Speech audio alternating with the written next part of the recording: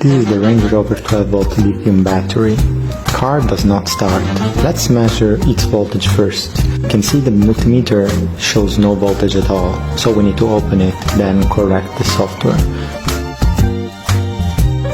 Let's start by opening the lid.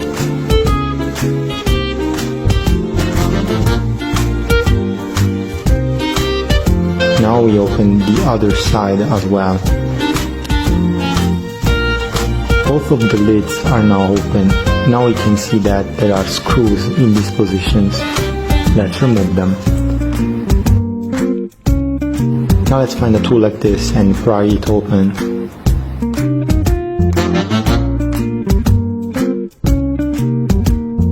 Now we can lift the lid. Be careful to this plug.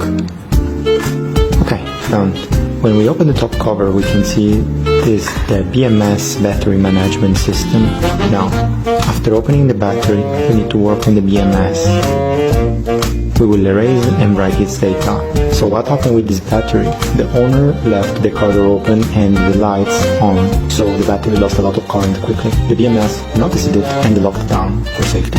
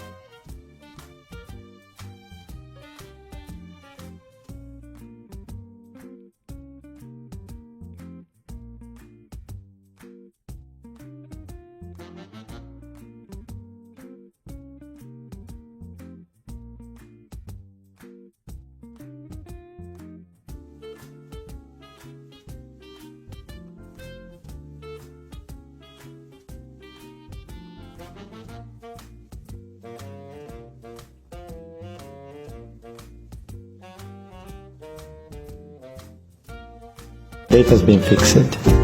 Now let's put it back together and test it out.